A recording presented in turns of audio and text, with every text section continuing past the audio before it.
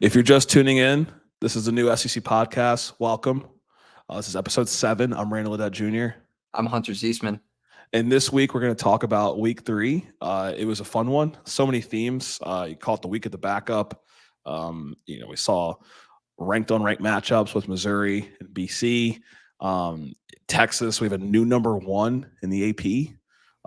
And we have a lot in store for you for this episode. We're going to start off with stock up and stock down, looking at all 13 games and the teams that played from the SEC and figuring out, is there stock up? Is there stock down? Does it stay the same? And then we're going to break down the 5 games of the week.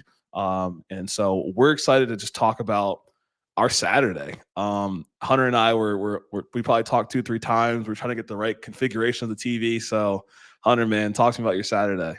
Yeah, when Alabama plays early, it's a great day because then I can get it out of the way. So I woke up early, had the jersey on, got ready for the game. So getting to watch Alabama play early was great. And then that's when I go into multi-screen and start putting on all the other ones on the TV, the iPad. And then I kind of spaced it out. I watched Colorado State in the evening.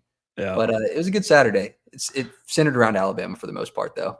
Understandably so, in your first Power 4 test. And it wasn't, to me, there wasn't as much watch time with Alabama after about the third quarter. I think we kind of got the gist of what was happening, belt to ass, as some would say. But, super impressed with Missouri, super impressed with even teams like Oklahoma. Would have loved to see some more from some of the teams in the lower end of the SEC, when you think about Mississippi State. But a lot to kind of take away from 3 weeks of football now. And, I think for another week in a row, the SEC had the best games. I think Arizona played Kansas State on Friday night, and now it's supposed to be this big game. And, Avery Johnson looked good for Kansas State, but Arizona put up a big old, Whoppenberger of nothing. So, yeah. ACC didn't really see anything interesting that was going on this week. Big Ten, was kind of just saw Michigan struggle against Arkansas State. So the SEC was king once again. Yeah. And it's week 3, and it feels like it's the week where teams are starting to form their identity of who they are. And the SEC teams, I think, are a good example of that, because you have teams like Arkansas where they're finding that groove, and we're starting to see, okay, maybe they weren't as high powered on offense. And then we're seeing Auburn try to find who their quarterback is going to be in the future. So teams are starting to settle in. Some other conferences, like you mentioned, Michigan, we're seeing who they are. Their identity is definitely there, that they're a team that will not be a back-to-back champion. No shot at that. But a good week all around of football, and we have another good week next week. But the week that it's behind us, there's a lot to talk about with these teams and who's up and who's down. Oh yeah, tons to talk about. Luther Burden welcomed himself back to the SEC party. Good to see you. And so we're going to start off with our stock up, stock down. If you listen to last week's recap, we did our power rankings, and there's been a ton of shifting in the real AP, and I would say there's some shifting in the power rankings. And so I think we're going to get to the power rankings after week 4. Want to see a little bit more ball and kind of just how these teams look in their first couple conference games. I think by the end of week 4, we'll see most teams have played their first conference game. So when I think about the stock up, stock down, there's 13 SEC games across 16 SEC teams, so no bye weeks this week. And there was a specific bucket for 2 games. I kind of call it the superior versus the inferior, and it's very obvious. Tennessee versus Kent State and Ole Miss versus Wake Forest. Hunter, what were your thoughts on those games? And from a stock perspective, you buying, you selling, what you thinking? Yeah, I think initially, shame on the ACC that we bucket Wake Forest with Kent State this week on inferior teams, but it was a beat down on both of those. I mean, Ole Miss stock up. Tennessee stock up. We know what they can do. They've shown it additionally here this week. So I think that those stocks are both up. We see them move up in the AP poll. How do you feel about those? I mean, Texas was also kind of in there with UTSA as well. Texas was also in there with UTSA, and that one had a unique wrinkle, and we'll get to it with the SEC, I think, co-player of the year or co-player of the week. But Tennessee, business as usual. I think, when I'm thinking about my notes for even the next episode, does a win for Tennessee over Oklahoma potentially put them to number 1? They have clearly had the most game control. They made NC State look like they didn't even belong on the same field. And with Kent State, I mean, it's just this offense. I think where they had like 58 points at halftime, something crazy like that. I mean, 37 points in the first quarter. It just I want to see them against a tough team, but they're handling business. Ole Miss, business as usual. Jackson Dart leads the SEC in passing yards, and he's top 5 in passing touchdowns. And so Wake Forest decided before the game to end that home and home series, but Ole Miss continue to roll on like they have been. Yeah, and these are out of Power 4 matchups aside from the Wake Forest one.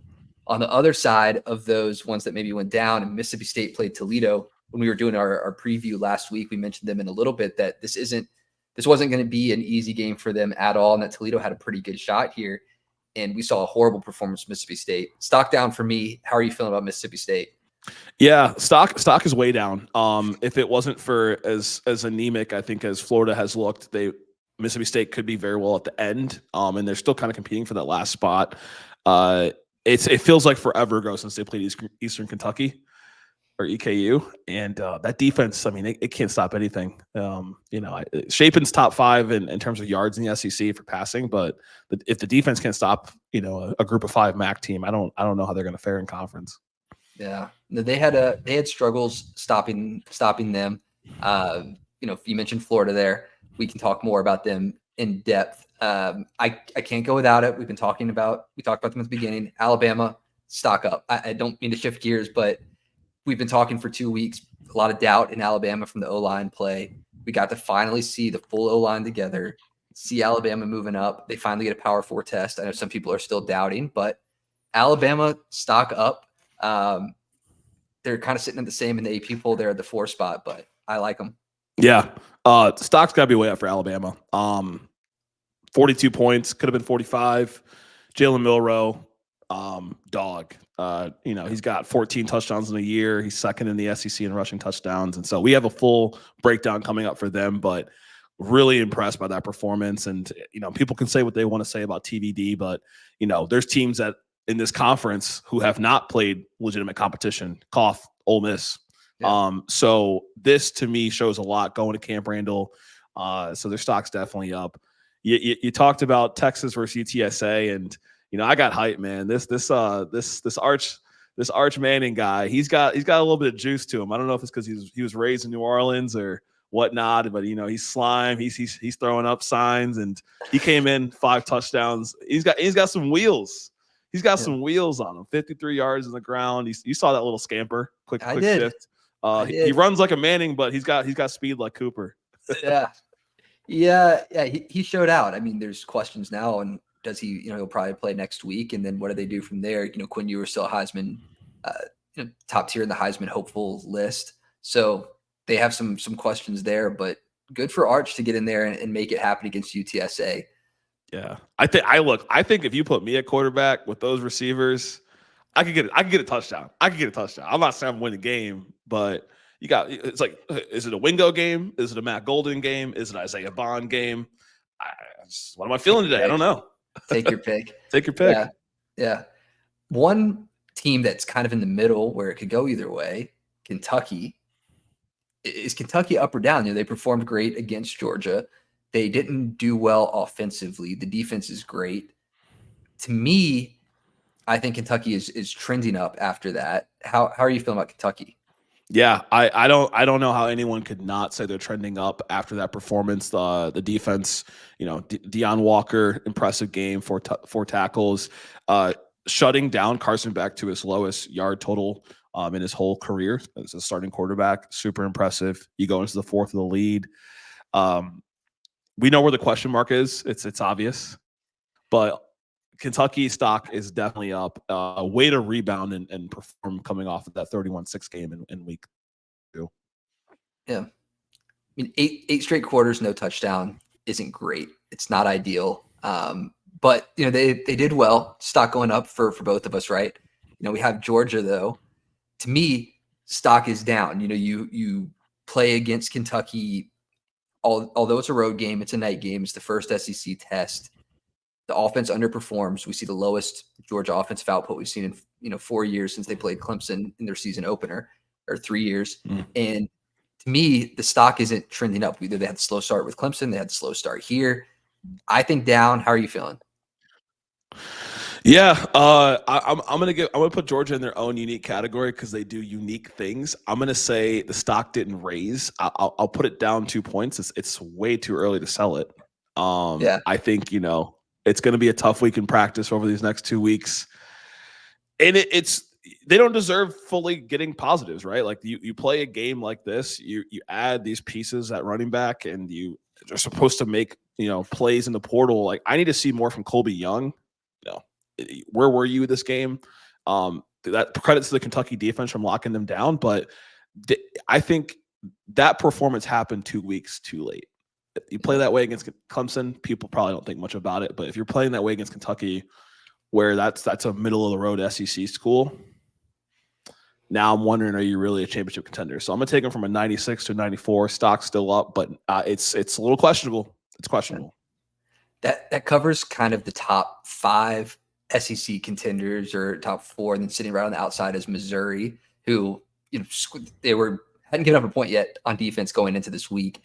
Finally had a test with Boston College. I think they passed that test. We're going to break it down a lot more. Missouri stock up to me because now they're showing that they can do it against better teams than what they were starting out the season with. Yeah, you could argue that Missouri has played the best team this year out of conference. We'll see how things shake out as the season ends. Maybe Clemson's in that discussion. Obviously, best win. Miami would be the best team in terms of played against, but impressive performance. Luther Burden, welcome back to the show, kid. Love to see him. Spinning up field and getting crazy in the end zone, doing what he does, and he's got something to prove here. So Missouri's stock is definitely up, and all they can do is hope that BC continues to win out from here. Yeah. When you think about when I think about some of these other teams, Auburn, New Mexico State. How you feel? Auburn, New Mexico. They finally decided to make the move on from Peyton Thorne and give Hank Brown the start. This is a good game to do it in because the stakes are a little bit lower. They did have the slow start, but Hank Brown is going to be their guy going forward. He's going to start next week against Arkansas, and he looked the part. He's now in the top 16 in the SEC in passing yards, so he showed out. We saw that deep pass that he had to Keandre Lambert-Smith that was reminiscent of a starting quarterback in the SEC and what he needs to do to make that happen. So stock is up for me on Auburn. They're not scared to make the moves to make their team better. And if that's benching a quarterback and bringing in, the redshirt freshman, that's bold. Stock up for me with Auburn. I like it. Yeah, and that's a good game to do it, right? Do it before you're playing Arkansas next week. You never want to have a poorly timed or a bad game like Peyton Thorne had, but at least it came with a Group of 5 team in New Mexico coming into town. So 4 touchdowns for Hank. This could be his team, and maybe this sets a little bit of fear in the eyes of the Iron Bowl matchup at the end of the season. I'm never one to stir the pot, but no. Redshirt freshmen, those games take a little bit out of you. They take a little, some hair on the chest to play in that. But he looked good. And I think there's only development up from here when they play Arkansas next week. Speaking of Arkansas, to me, although they won against UAB, I think Arkansas is trending down behind sloppy play all around, putting the ball on the ground, interceptions. It's not the game that you want to see from them against UAB. I was super high on them. I think the stock is down more so because of how high I was on them after week 1, after their performance against OK State, even in the loss. This just wasn't necessarily it. Taylor Green was off. Wide receivers were missing catches, defensively giving up 27. It wasn't a great performance. Yeah, I would have loved to see more from Taylor Green in the air. No touchdowns passing, 2 rushing, as expected as he's delivered. Jaquindon Jackson is still one of the best running backs in the SEC. But it leaves you wanting more because you see the pieces, you see the ingredients. And for the people that maybe watch these Gordon Ramsay-esque shows, like you have these great ingredients, but you're not cooking the right recipe. Like something feels burnt, something feels too salty, undercooked.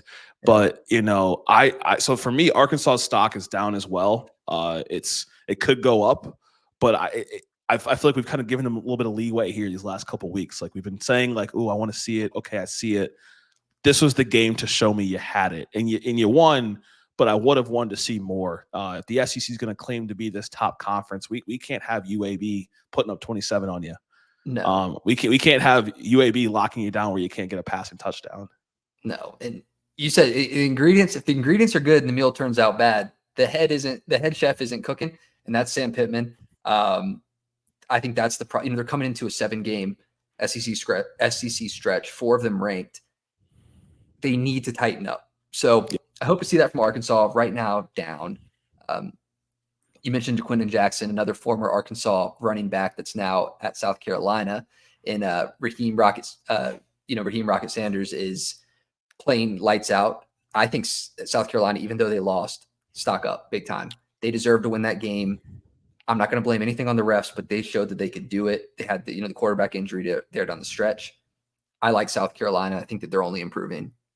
Yeah, a lot to be positive about South Carolina. Stock way up for them. You came off of a win with Kentucky.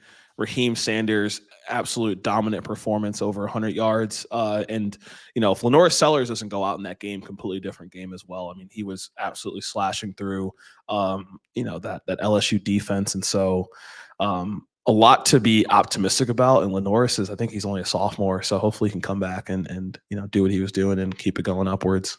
Yeah. And their opponent there, LSU, they won, but I don't know. Very underwhelming. Very underwhelming. I think was one interception for Garrett. Maybe 2 or 3 if there's not these penalties. Like at the end of the day, the ball did get caught by someone else, whether or not he was blocked a certain way. That was a pick. So it's not great to watch that. That the team just couldn't really stop much. So we have a lot of thoughts. We're going to dig into kind of LSU a little bit more. Dig positively, dig negatively. But if you're a fan in Baton Rouge, I don't think you feel good about that win. There's not many things to take away to say, ooh, that felt great. So stock down there for them. I think we're kind of coming up on the end here. Vanderbilt stock down. We were high on them at the beginning. They showed that win against Virginia Tech, and then they lose to Georgia State. Underperforming defensively, making the mistakes, the fumble from Pavia, the safety, which was a horrible mistake, just not having your head in the game. It's more reminiscent of the Vanderbilt team that we've known in the SEC for years. Are they getting back to their old ways? I don't know. Hopefully they can turn it around, but they're getting into SEC play now. Yeah, and like I said, like when the SEC wins, we take the glory, they take the glory. When they lose, you got to call a spade, and this is a team that you're not supposed to lose to. Georgia Tech took care of business on the ACC side against Georgia State. And so I expected to see the same thing because in my mind, Virginia could be a better team or Virginia Tech, who they beat, was supposed to be a better team than Georgia Tech. And I would expect Vanderbilt to win here. You shouldn't be in a position where you're going to lose that game. Still impressed with what we're seeing from Pavia, minus the turnover, as you had mentioned before, but they're down. It's not way in the depths, but it's not where you want to go going into conference play with Missouri next week. No, not at all. We have last one, or we got maybe a couple more. I mean, Oklahoma stock up. The defensive side of the ball, they look great. They're giving up points in the games, but they're able to put consistent pressure on, making quarterbacks work for it. Jackson Arnold, complete dual threat.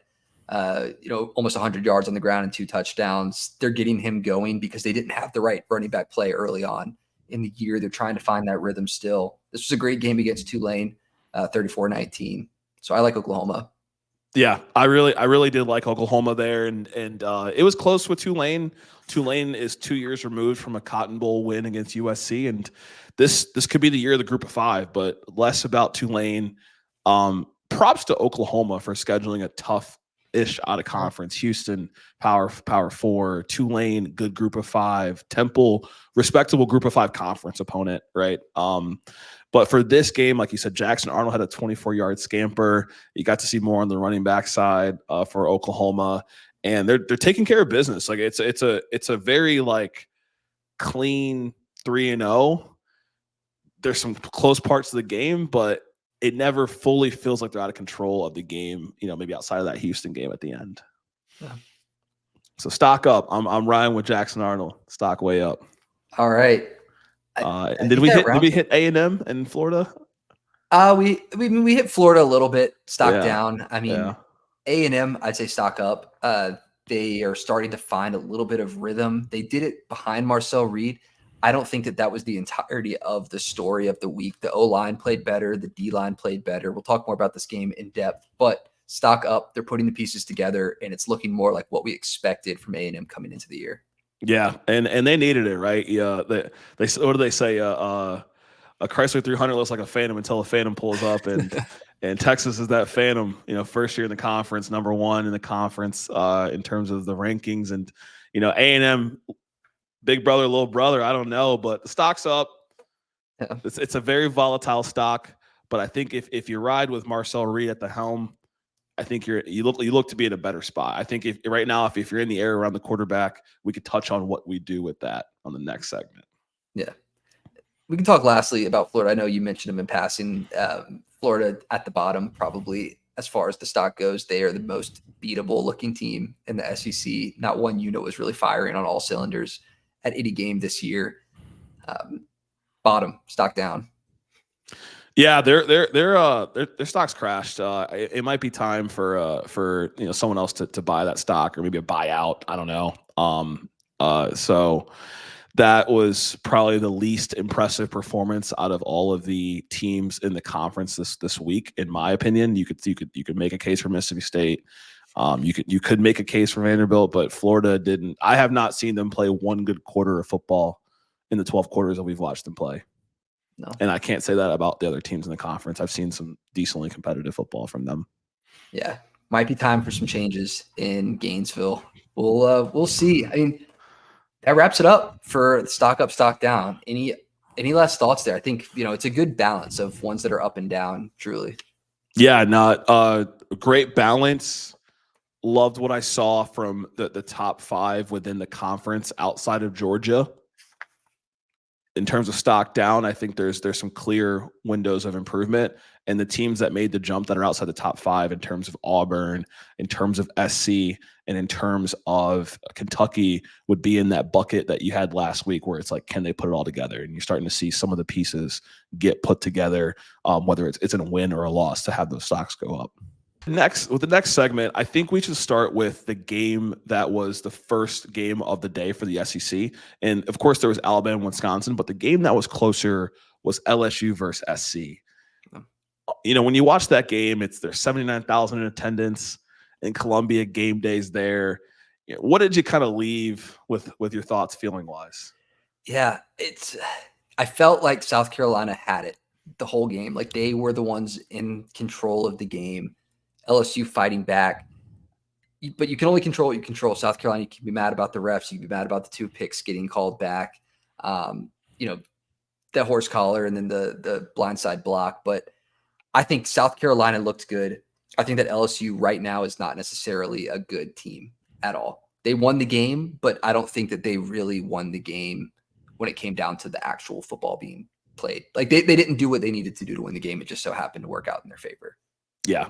And I'm right there with you. When I look at this game, I feel like I should be talking about LSU because they won, but I want to put the spotlight on USC.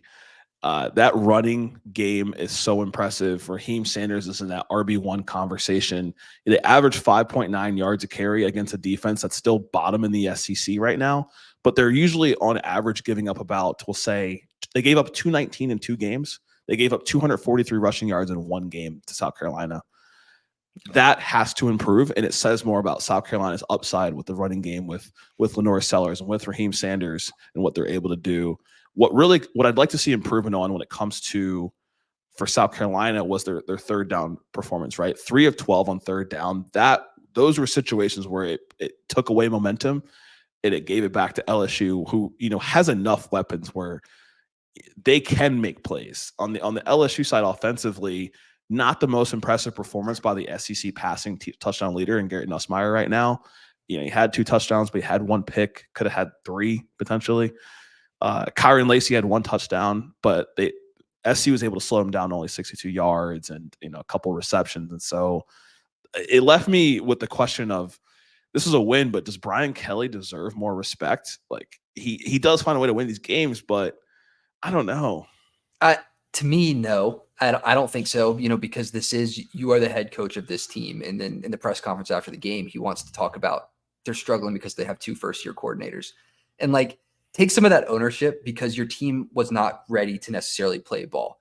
If it wasn't towards some of those things you're talking about, South Carolina, they need to fix the third downs. I think there was some things to clean up when you have the momentum. They've had multiple ineligible receiver downfield penalties. They had the OPI there on 4th and 5.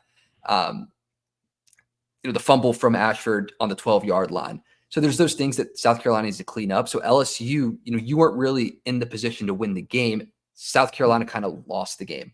So I don't think Brian Kelly necessarily deserves his respect. I think he's closer towards, the bottom half of the SEC than the top half right now. Like he's closer to, Mississippi State than he is to Georgia in my book with this LSU team. That's just how they're playing on the field, right? Like they're dead last in the SEC in points given up. And that's, giving up 20 plus to Nicholls State. They've given up 81 points on the year. We saw the picks, the horse collar. Sure, you can call that. He wouldn't have thrown it if he wasn't getting horse collared. But the other one, that's a pick 6 through and through. The penalty had nothing to do with it. Yep. Sure, it's a good call. You don't blindside, don't hit the quarterback like that. There's no reason to do it. But it's a self-inflicted loss from South Carolina. So I don't think LSU deserves the respect. Brian Kelly doesn't deserve the respect until it's earned in this season, not from what he's done in anything past. Well, Bayou Bengal fans, let me read you some stats and then we can kind of dig into this further. So, 10-3 the last 2 seasons, 2 bowl wins, 22-8 overall at LSU. But he wasn't brought here to have 10-win seasons. He was brought in. We talk about the chef analogy. This is a great kitchen. This is a great restaurant. They're supposed to get the best chefs. He is supposed to be propelling them to where they're competing similar to what they did 2 years ago against Alabama to play in the SEC West championship at the time, or for that spot. They're supposed to be competing for SEC championships. Nothing about that performance screamed SEC championship performance. You saw it last year when they lost to Ole Miss 55-49, but you got a glimpse of it positively when they beat Missouri.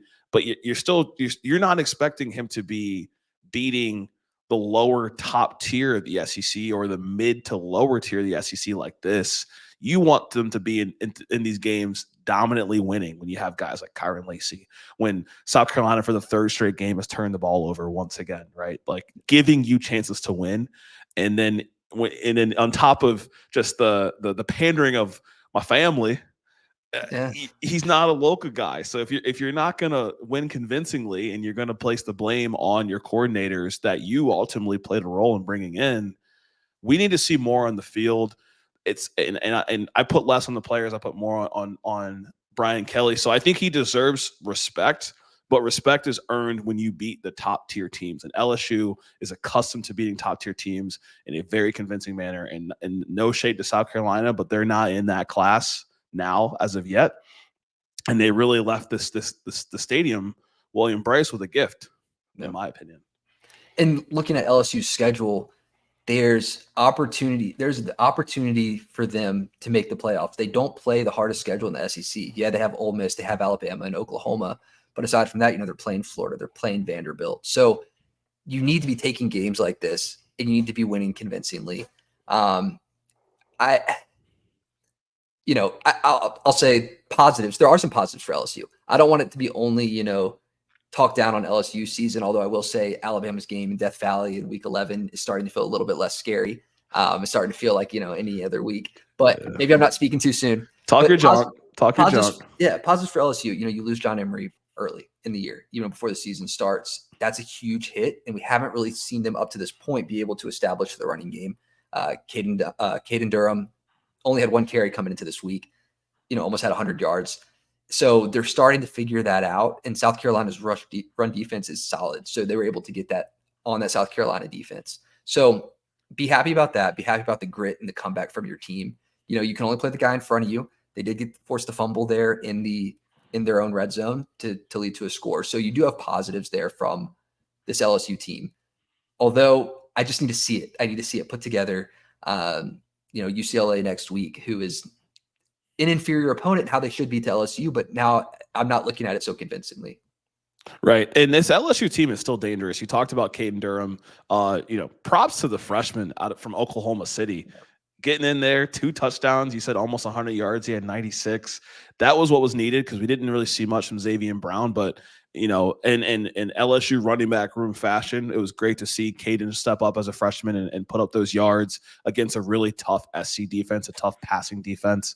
I think there's a lot of opportunity, but they're still finding a way to win. So optimistically, it's like if this is your lowest and you're still winning or you're still in these games, if you clean these things up, you have games like UCLA and South Alabama to really clean up where you see holes and go from there. So, yeah.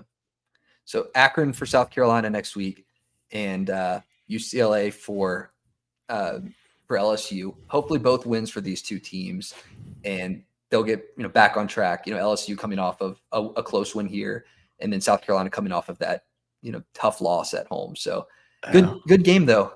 Good game. Great, fun to watch. Great game, really fun to watch. I'm sure it was extra fun for you knowing that on the other channel, Alabama was taking care of business. Yeah. And that is, let's just go straight to it. Camp Randall Stadium, Wisconsin, Alabama. Yeah. A lot of headlines, red on red. The wrong team was jumping around, but jumping for a reason. Jumping for a reason. They put it together. They put it together coming into the year. There was questions, they had the new coach. Then coming into this game, there was questions about the O-line coming in. What can Alabama do offensively? And they showed it. They showed what they could do offensively, running, passing. And then defensively, there was a lot of things to look at too.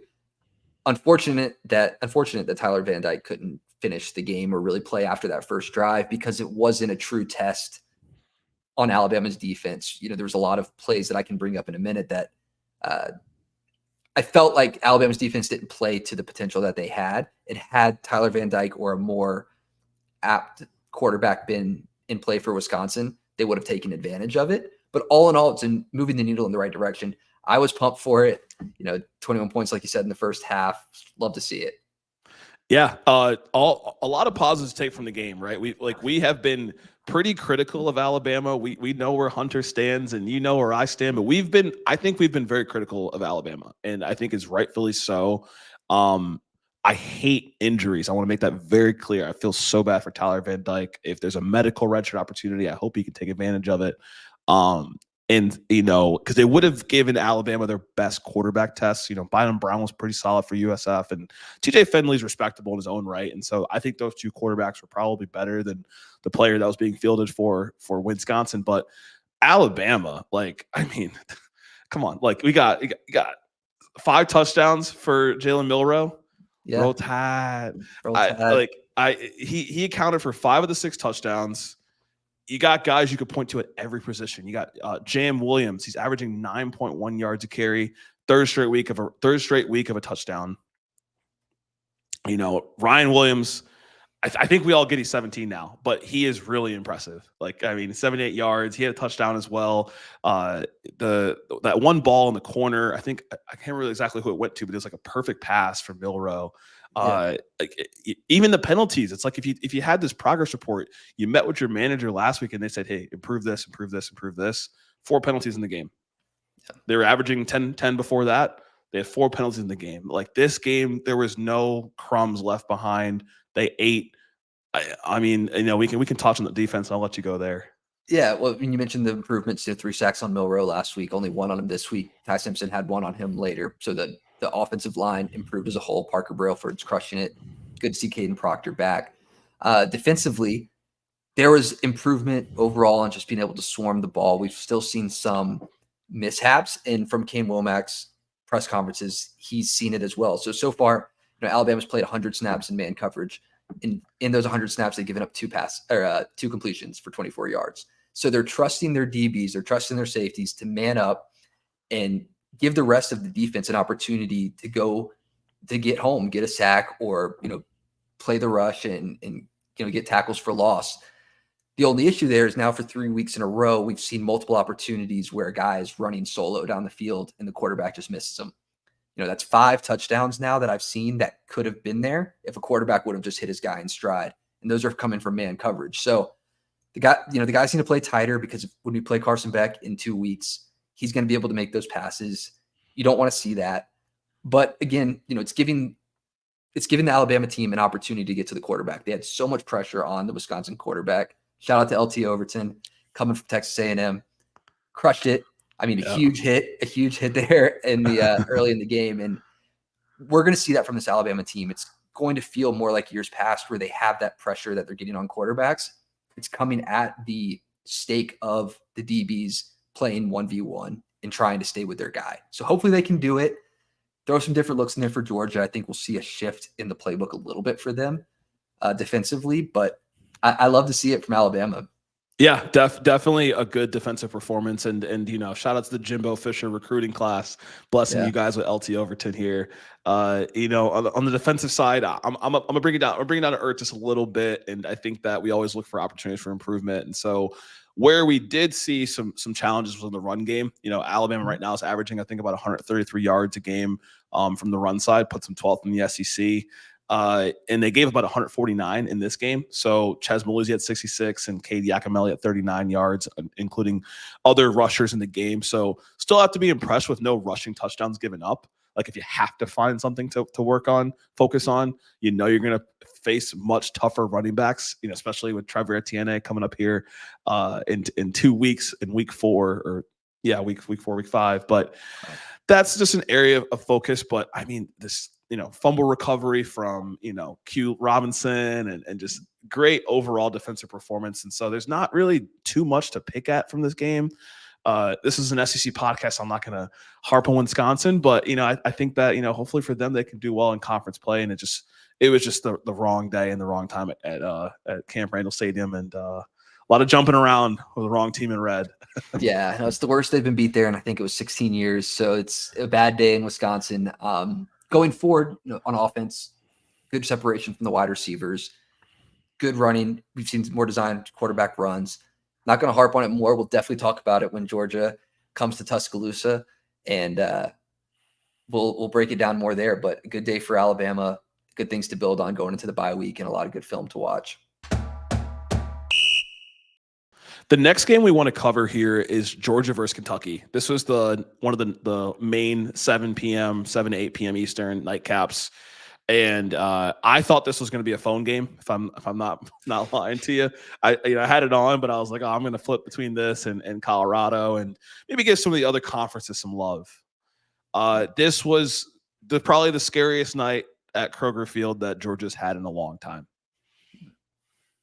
Yeah, it was a tough one, and for Georgia to get anything going offensively against this stout Kentucky defense. We knew that going into the season that Kentucky had the defense to do something like this, but we saw South Carolina run it up on them last week. So not really sure what happened with Georgia early, but they just couldn't get it going on the ground, in the air. Nothing was working. They're just lucky, in Athens, that Kentucky also had nothing going offensively. I mean, yeah. I don't know. Like, I can't throw out accusations, but I'm like, did Brock Vandagriff know the playbook? Like, as we know, he was the backup quarterback for Georgia last year. If he knew the playbook for the defensive side, he didn't really take advantage of it. But with Kentucky's strong defense, I mean, you saw Deion Walker do what he does, 4 touchdowns in the game. And where Kentucky was able to shine was they were 9 from 16 from third downs. And I keep talking about this because that's where if you're down on the road, you have all this pressure. All the pressure's on Georgia. There's really no pressure on Kentucky. Like, you're the underdog. You're coming off of an absolute beatdown from South Carolina. Yeah. And if you lose this game, it's okay. It's Georgia, right? But you're going into the fourth quarter, you're leading, and you're 9 from 16 on third down. You're converting 58% of your third downs. You're keeping drives going. Obviously, you want to see more on the scoring side, but Dime Sumo Karngbaye, and God bless me for his name, he has the juice. 98 yards on the ground, absolute workhorse, 22 carries, and he was the main piece for this rushing defense that we have seen challenges with. You can comment all you want on the post, but the proof is in the pudding. And so that was where Georgia struggled on the rushing defense side. there was not any struggles on the passing defense side, and we know where Brock Vandergriff ranks. He's 17th in the conference when it comes to passing yards. And Hunter, you could tell me who's ahead of him. I mean, there's only 16 teams in the SEC, so how you got your starting quarterback outside? But you got 2 Auburn quarterbacks ahead of him, and who else is ahead of him? You got Arch Manning ahead of him. Arch Manning Arch Manning has played in Colorado State, and I think obviously he came in for a couple quarters in UTSA in relief for Quinn early in the game. But we got to see more on the offensive side for Kentucky. Props to Georgia for making a stop with 3 minutes left. The two big defensive stops. Batting the pass down by Jalen Walker and team. And so the question for me was, does Georgia deserve to be number one? We all kind of came in here consensus like Texas should be number one. They beat Michigan on Big Noon, and they absolutely destroyed Colorado State, and they destroyed UTSA. But I think there's a case to be made for Georgia.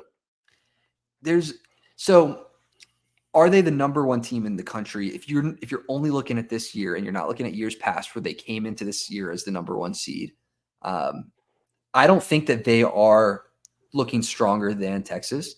We've seen now 2 out of 3 weeks where the offense has struggled to start early. And that's not something that you have the luxury of doing with every team that you play. They're lucky that Clemson also couldn't get anything going. Kentucky also couldn't get anything going. Now, Georgia's defense is great, but we know Kentucky doesn't have great offense. 8 quarters straight, no touchdown. So, they can run, and they ran all over Georgia. Georgia's now in the bottom half of the SEC in rushing yards allowed per game. They're over 100 rush yards per game. That's not going to be good against Alabama, but we're not talking about Alabama right now. But, from Georgia, you hate to see Tate Ratledge go down as early as he did. And you don't want to see that because of, how he is as a prospect and what he has going for him. It's a huge hit, and Kentucky kind of got in that backfield a lot. No sacks there, but they did have multiple tackles for loss. So from Georgia going forward, building that protection again, getting Carson Beck comfortable. Usually he has passes at every different layer. This one, he was opting for things a little bit closer in. He couldn't get the run game going. Nothing was really developing. No game plan was developing. So going forward, you can't blame the road game because you have your hardest 3 games this year are played on the road for Georgia with Alabama, Texas, and Ole Miss. So going forward, you just hope to see a little bit more comfortability on the offense from Carson Beck. Definitely. And you hope that people are allowed to have stinkers, and that's why I said, does Georgia deserve to be number one? I get it. Texas has the game control. If we're just going to go off of this season, like I said, I'm still in the camp that Clemson's better than Michigan. There's nothing. Michigan has a quarterback controversy, but for Georgia, offensively, Carson Beck had his worst performance, 160 passing yards. Second worst was against Georgia Tech last year. He had to think about 170 passing yards. So when he's not playing well, it is clearly a problem, and when it comes to games being close, but they're still good enough to win. Defensively, we talked about the run defense. We understand where the pass defense stands. I mean, Malachi Starks is still doing his thing, and you're grinning over there because you know. And then on the rushing side, we have to be impressed with what we saw from Trevor Etienne. I think he had over 70 yards. The run game got to about 102 yards, but I need to see more.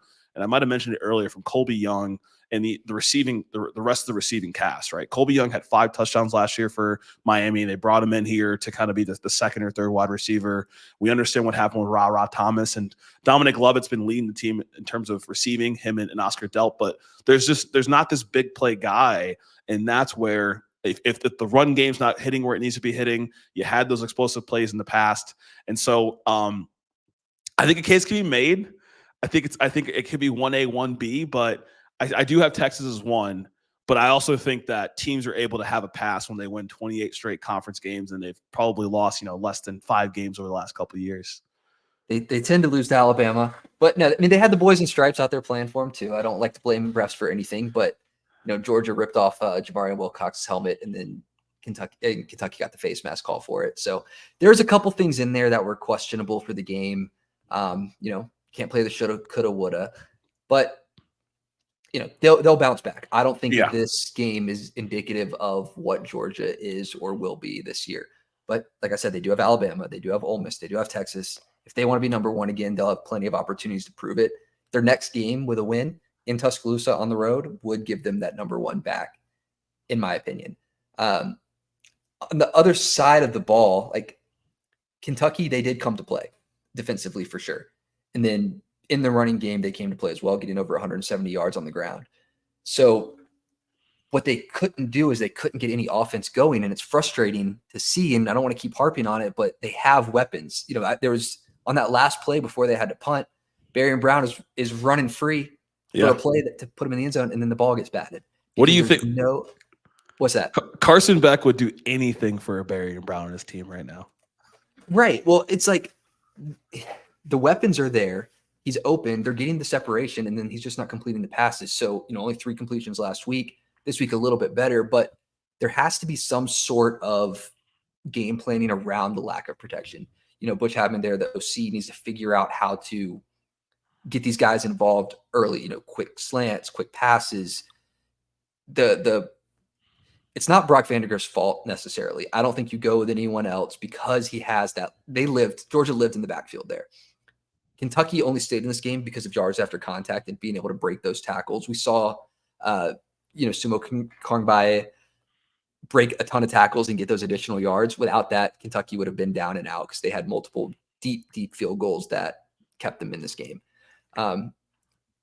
If Kentucky doesn't change something offensively, they can't keep getting by with field goals in close games like this. Like, you didn't win. It's still a 0-1 for the week on the chart. Yeah. When you hold the number 1 team to 13 points, you just want 2 touchdowns wins the game. A touchdown and all those field goals wins the game. And I know Kentucky fans can do math, but it's just there's a point where it's, I'm happy for this moral victory. I know there's some criticism for Stoops for punting with 3 minutes left. But when the defense is playing that well, like, I don't blame them to play the field position game in that situation. I think, some more blame or opportunity, like you said, comes from the offensive side. And I don't think like you said, it's to take out Brock. It's just to kind of make sure we put him in better spots with the weapons around him, because we know what Dane Key and Jamori Macklin and Barian Brown can do with the ball in their hand. And it's just bittersweet. I feel for Kentucky fans. It's a bittersweet win. And for Georgia fans and for Georgia, like, you did what you had to do. You got out of there. It's one of those games where you're just wanting the clock to hit 0 so fast. And they were able to escape there. So some things to build on both sides for sure. We were all high on Missouri going into this year, 89-0 coming into this game on the score sheet, getting their big test against Boston College. A good game, 21-27. Missouri did it. I think there's still some doubters out there as to what Missouri can do, but they looked good following a slow start. They looked pretty solid following a slow start. They were able to go into half with the lead, if I'm not mistaken. Defensively, I say bend, don't break. You limited Castellanos on the run. I mean, he only had 16 yards on 13 carries, so you force him to beat you in the air. And I think he had the highest PFF grade for Boston College. He's brushing off my PFF knowledge here, but they were able to slow him down. He still had 2 touchdowns. They forced a turnover. On the offensive side, LB3, Wazam, man, welcome back. He got him a touchdown. He ripped one upfield, and he gets in the end zone. He's got those YB activities. Just gets all excited, and so really, really a lot to be excited about there.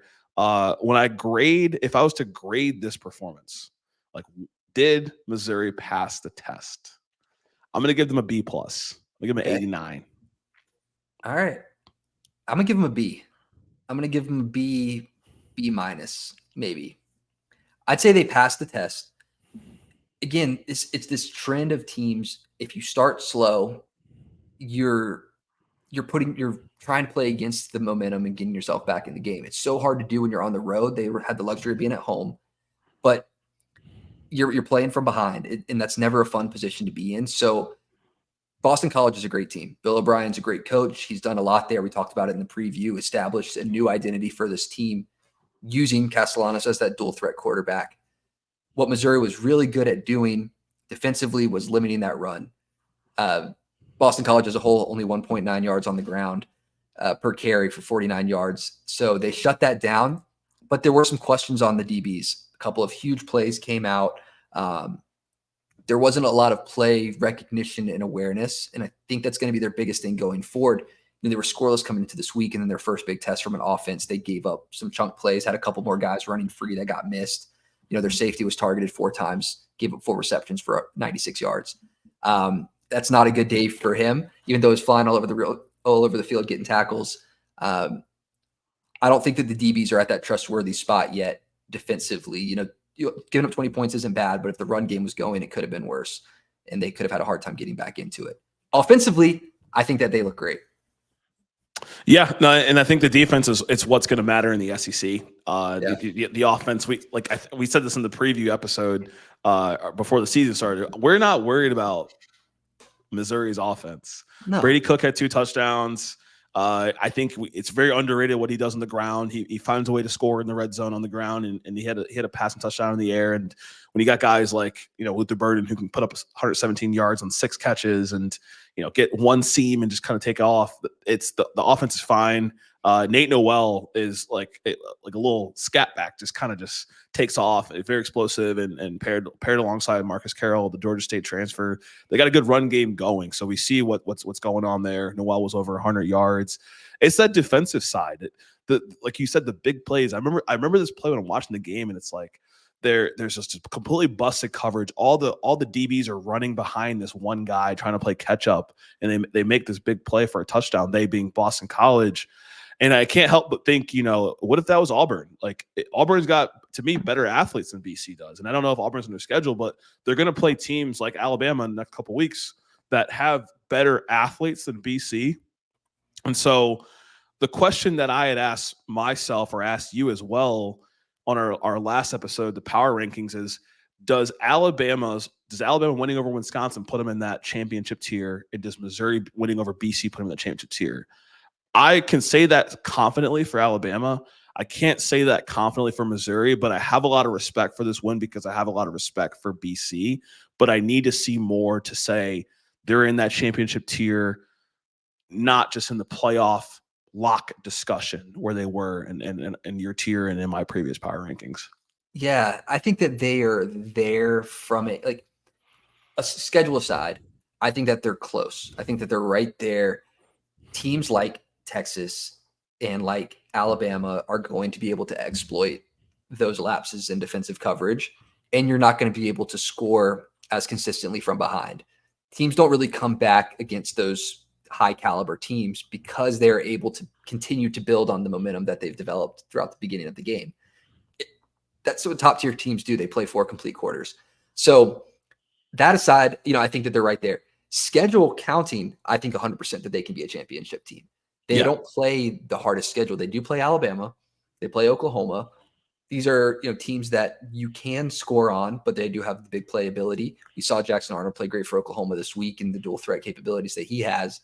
But I think that if everything goes right for them, and even maybe the mishaps, if they drop the game at Alabama, they drop the game maybe with Oklahoma, they could still be sitting there in the playoffs as a 2-loss team.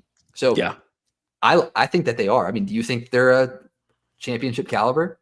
I think they could be championship caliber. I definitely think they're a playoff team. And, I think they have the propensity to be playing their best football in November and get to that point where they're in that championship discussion. Like I said, the B+ is higher than your grade, but I do think there's some championship caliber there. I just would have wanted to see a little bit more to kind of uplift them from this week. But this is a full, semester of classes. There's plenty of tests, and Vanderbilt will be a decent test. Texas A&M will be a decent test after the bye week. You got Auburn, and I think it's a nice little kind of warm up to, going over to Alabama there. And I want to say it's week 9. So yeah, week 9 at Bama.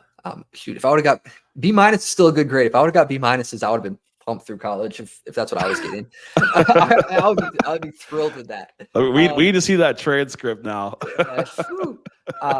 But no, depends if it was fall semester or spring semester.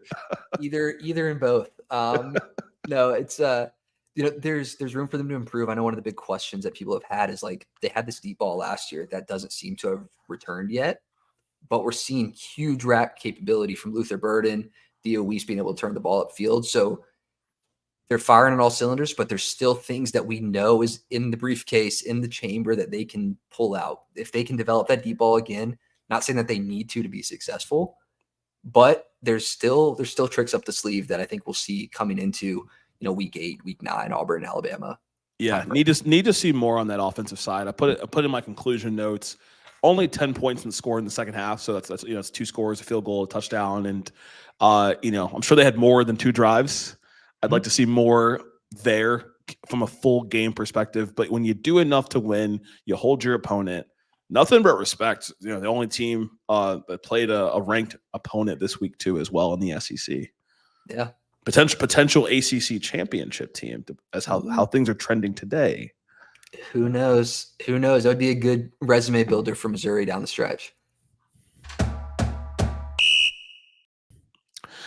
Yeah, and so the last game that we want to cover here is Florida versus Texas A&M. I think it's been so covered between On3 and ESPN and SEC Network and the likes, and so we saved.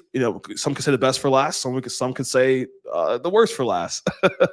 But a lot to take away from that game on both sides, from the team in College Station and the team in Gainesville. So when you were watching that at 3:30 and it was delayed to finish up later, what were your thoughts, Hunter? I was glad to get a break. I think Florida was probably glad to get a little bit of a break there because it was a tough game for Florida, man. But start with some positives. I was impressed by Texas A&M, not because they were playing against Florida. No matter who they were playing against, Texas A&M looked impressive to me. The offensive line played to what they can play. The defensive line played to what we expected at the beginning of the year. I mentioned in the preview for this game that I don't think that A&M's defense is as good as it's been advertised. They proved me wrong this game and played as well as they needed to. But offensively, I think was the biggest standout. Marcel Reed coming in for injured Connor Wegman and playing like it was his team. The playbook looked designed for him. We saw 13 carries from him for over 80 yards and a touchdown. It felt like it was his game, honestly. Yeah, no, it definitely felt like it was his game. And, A&M came out 20 unanswered points in the first half. And Marcel Reed provides this spark. And everybody can get behind the young backup quarterback coming in, trying to prove himself on the road in a big game. And he did just that. I could have done without the moaning on the audio for that juke move. But while it's very impressive, I don't know if it required that type of sound effect. But 2 touchdowns on the air, just great performance across the board. Le'Veon Moss was standout guy, 110 yards. And, more of the same story for Florida on the other side. Because of the success of A&M in the passing game, defense is struggling. Because of the success in the running game, defense is struggling. To Florida's defense, they didn't give up. They got 14 points in the third quarter. The scoreboard at the end of the game looks much closer than how that game played. But there is some things to build on, but I haven't seen a ton of good quarters of football from Florida thus far this season. No, a good quarter at all from really any unit on the field, to be honest. I don't know who had a good day. Maybe Elijah Badger had a good day. He can go home with the gold star for Florida because no one else really earned one. When we're looking at Florida, I guess the worst part I'd say was the O-line. In the D-line, maybe in the trenches is where they lost the game against Miami, and where they lost here. They're third to last in the SEC for rush yards. Looking at the O-line with only 357 on the season, they almost gave up that many in this game. They gave up 310 rush yards in this game. They barely even have more than that on the year. And they're second to last in points per game on offense. Defensively, they're last in the SEC with the most yards given up through 3 games. They're 8th from the bottom in just Power 4 teams in the country for yards given up on the season, 8th to the bottom. Is that above Wake Forest? I think they are above Wake Forest. They are definitely above Wake Forest. Okay. I don't have everyone that they're ahead of, but right. I know Wake Forest is below them. But Lagway was bad, Mertz was bad. This dual threat quarterback situation isn't doing favors for either of them because they're not able to build any momentum going into it. Their O-line's bad, so they're sitting back there and just taking hits. It's just you're trotting a guy out to get shellacked, I guess, behind the O-line. Pretty much, and I mean, I'm not a Florida fan. I'm not like I don't have any fandom. I like certain players, and I like to see players do well in the conference. So I'd love to see a close game on both sides, and it comes down to the wire. We could say, hey, both teams look good, both teams played well, and it's confusing because Graham Mertz, I mean, he went 12 for 15, he had one touchdown, he had a pick, and then like you said, you bring in Lagway. It's like you don't get to prepare the week knowing that you're the captain. You run the ship. DJ Lagway keeps getting thrown into these games when the team is down or they need a spark, and that's not fair to a true freshman Gatorade Player of the Year who's just trying to build his career. And he knows what situation he signed up for coming into playing for Florida this year. But if you're gonna roll with a guy, just roll with a guy, and maybe it's you start Graham Mertz one game, you don't win that game, you start Lagway the next game, but this like flip flopping back and forth to me would create this feeling of even if I'm doing well, I can get yanked. Or if the defense doesn't do their part, which they clearly have shown they can't do it, I'm going to get blamed. I'm going to get yanked. And then, Lagway's he throws an interception, and I don't even blame him because he's just trying to drive the ball down the field and put the team in a position to win like every other quarterback does. But it's just the timing of the changes to me are a little bit frustrating. And I felt like he did enough to earn the opportunity to start this game just to switch up what's been going on from my perspective. Yeah, you need to give them the confidence to play. I mean, not to talk NFL, but you saw Max Crosby hyping up Gardner Minshew after an interception. Like, hey, man, you're fine. Like on this Florida team, you don't feel like that. You mess up and, quarterback switch for the next drive because you messed up. It's like Right. You don't have any stability anywhere going forward. Like, I don't know who the answer is because neither played good. But I think there's if we can't look at one unit and say it played good, there's a guy at top that you have to take that has to take the fall for all of this. And he said he's not worried for his job. I think that his job will be done sooner than later because they have a lot of recruits in the pipeline that if they're going to come play for looking at their schedule, like a 2-10 team, like you don't want to finish the year like that and keep a guy around. Right. And it's you have to look at the top, right? This is the person who makes the most money on the team. You would think NIL packages are NIL packages. I don't look at all the valuations, but Billy Napier is the highest paid coach in that room. And it's underwhelming. This is Florida. This isn't Mississippi State. No shade to Hail State. This is a premier program. This is supposed to be the best team in Florida, and it's just like what we're seeing on the field is not a good product. There clearly is talent here. You see the talent around him. And I think what Billy is saying is what he has to say. Like he can't go up there and say, "Oh, I'm worried about my job. I'm worried if we don't score 21 points, I'm gonna lose my job," because that shows signs of weakness. And I think he probably can't say that just because of things in his contract, but I think his body language to me in those press conferences speaks more to how he feels. And I think that body language carries over to how they practice. I'm not at the practice, but if the coach is constantly being fielded questions about his job, it's like having a boss that is not the most qualified for the job. Like you're like, all right, I'm gonna do my part, but if we don't perform, like I know you ain't talking about nothing. So it's like a slow killing, just rip the Band-Aid off at this point. It's not going to get any better. I mean, next week is the most winnable game for Florida, playing at Mississippi State, and then they have UCF after a bye week. But UCF looks good, beat down TCU this past week. So it's like I don't know where they go from here, what the answer is. I'm glad I'm not in a position to have to make that decision, but something has to change. There's no energy on the field. For Texas A&M, though, there's some decisions. Let's say that all things the same after this Bowling Green game next week. Wegman's healthy. Marcel Reed is healthy. Who do you start going into Arkansas? Yeah, if it's up to me, I'm gonna look at just how the team practices. I would make it an open competition this week, and just kind of see who they rally behind. If it's a push, I'm giving it to Marcel. If it's clearly that Wegman deserves it, I would ride with Wegman. But if it's just my own decision outside of the practice aspect, I got to go with the guy who got the first SEC win of the season and the guy that showed you he could do something on the ground, 83 rushing yards, and as well as in the air. And so, like I said, if it was up to me, I'm going Marcel. But I think the fair thing might be to kind of let this play out in practice as it helps both of them stay hungry, stay ready, and kind of put the team in a better position practice overall. Yeah, I'm with you. I think it's still up for debate. It's up for interpretation from the coaches. I don't think either guy that they trot out there against Arkansas, Bowling Green, I think is a good opportunity to let Marcel Reed play the game and let Wegman recover further instead of putting extra pressure on it for a game that you should win pretty easily.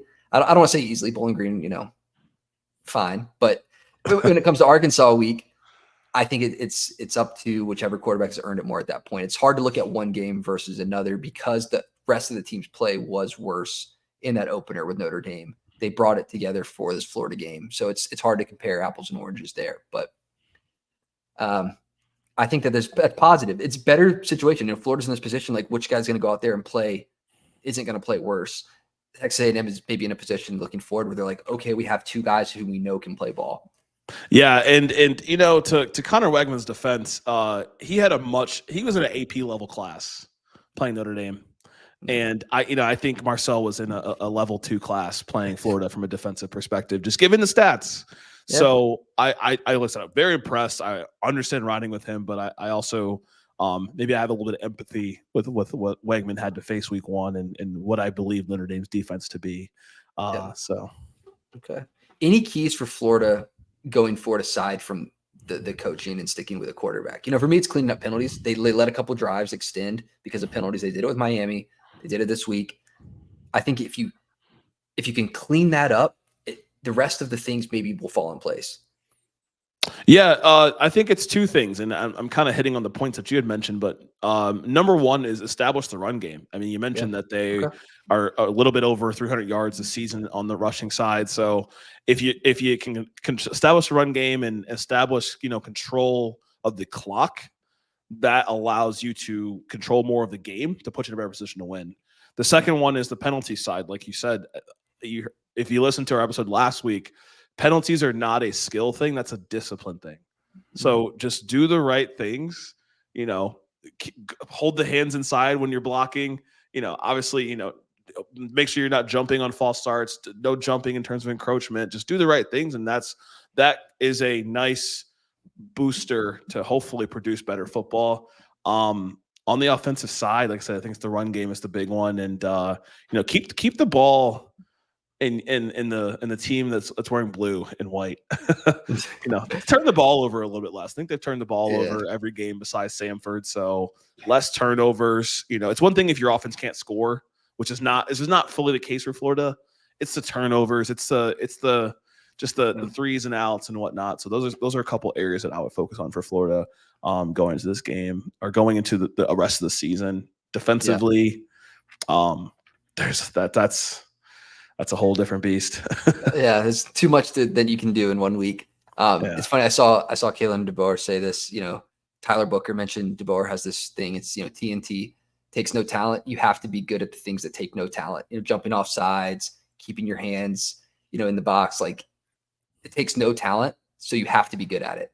So that's the thing for Florida. They're messing up on things that it's not indicative of their skill level at all. It's just discipline and things that are fundamentals and getting through it. So hopefully good things ahead. They both have winnable games this week. So we should see a win from both of these teams. Hopefully, unless Mississippi State can do something this week defensively. Hey, either way, it's an SEC win. So we'll see.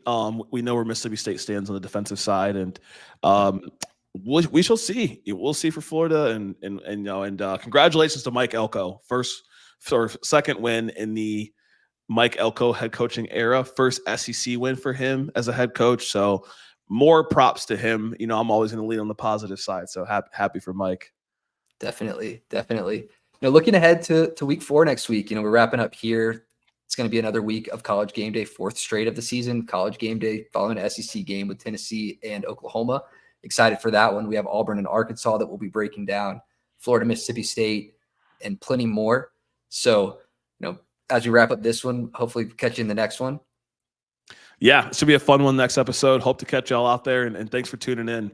follow and like, subscribe here on YouTube, follow on Instagram, the new SEC Media, and of course, like and subscribe here.